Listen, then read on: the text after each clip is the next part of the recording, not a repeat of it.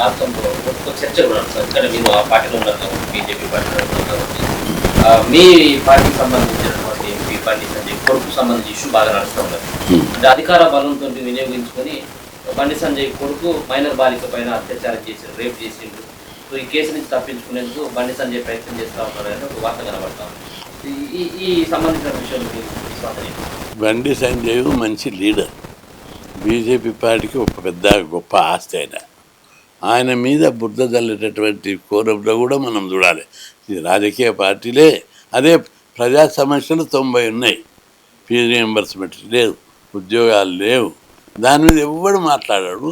బండి సంజయ్ది ఏం మాట్లాడాలి? పెద్ద ఇష్యా, జాతీయమా అంతర్జాతీయ ఇష్యా? చిన్న గొడవ జరగవచ్చు, ఆ సేమ్ కులం వాళ్ళు వాళ్ళంతా. కాబట్టి రెండవది రాజకీయ కోణంలో బండి సంజయుడు అప్రతిష్ట పాల్చేయాలనే కోణం కూడా ఉన్నది అక్కడ. కాబట్టి అది పెద్ద విషయం కాదు, దాన్ని పెద్ద చర్చించవలసిన ప్రజలకు నేనేది మాట్లాడినా ప్రజలకు ఉపయోగపడేది మాట్లాడతాను. అమ్మాయి 17 సంవత్సరాలు మైనర్ బాలిక కదా, ఆమెకు మోసం పెళ్లి చేసుకుంటారని చెప్పేసి బాగుంటుంది అనేది అమ్మాయి అక్కడ ఫిర్యాదు చేసింది. దాని డీటెయిల్స్ కోర్టులు ఉన్నాయి. ఇప్పుడు కోర్టు జడ్జిమెంట్ ప్రకారం లెట్ అంటే అధికార బలంతో అంత చేస్తారు. అదేం లేదు, ఆయన అటువంటి మనిషి కాడు. ఆయననే స్వయంగా ఈరోజు స్టేట్మెంట్ ఇచ్చాడు, ఏదన్నా కోర్టు నిర్ణయం ప్రకారం. అదే నేను కూడా అదే మాట మాట్లాడుతాను. కోర్టు ఉన్నది, కోర్టు ఏ జడ్జిమెంట్ ఇస్తే అదే. అంటే ఇదంతా కూడా రాజకీయ పార్టీల కుట్ర అని చెప్పేసి తప్పనిసరి బీజేపీ పార్టీ ఎదుగుతుంది.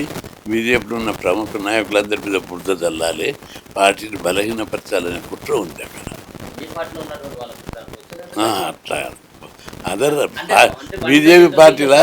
బీజేపీ పార్టీలా వితిన్ ద కుట్రలు ఉండవు. నేను చిన్నప్పుడు నుంచే ఇప్పుడిప్పుడు ఈ మధ్య బీసీల కోసం నేను కొట్లాడుతుంటా. మొదటి దశ 10 సంవత్సరాలు ఆ పార్టీ మాతృ సంస్థ అయిన ఆర్ఎస్ఎస్లో పుట్టి పెరిగిన. అక్కడ రాగద్వేషాలు, ఈర్ష్యాలు ఉండవు. ఒకరికొకరు సర్దుకొని ఓన్ బ్రదర్స్ లేక ఫీల్ అవుతారు వాళ్ళంతా. కాబట్టి అందుండయి. బయట పార్టీ వితిన్ ద పార్టీలు ఎందుకుంటాయి? ఉండదు.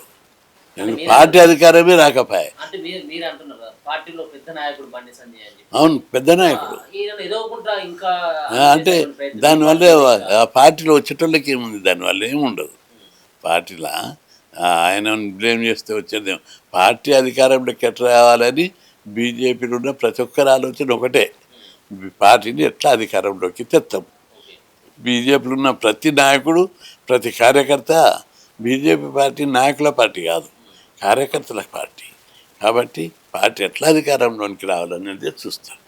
ఆహ్వాన పత్రికలో కూడా బండి సంజయ్ పేరు లేదు, దాన్ని కూడా మోదీ వ్యతిరేకించడం మోదీకి కూడా తెలిసింది కాబట్టి బండి సంజయ్ తీరు పట్ల, వాళ్ళ కొడుకు తీరు పట్ల కొంచెం సీరియస్గా ఉండడానికి ఒక చర్చ నడిచింది. ఇది మొన్న మోదీ గారు వచ్చారు, ఆ సభలోనే మీరు కూడా ఉన్నారు కాబట్టి ఆ విషయాన్ని దాని మీద నాకు ఇక డీటెయిల్స్ తెలియదు.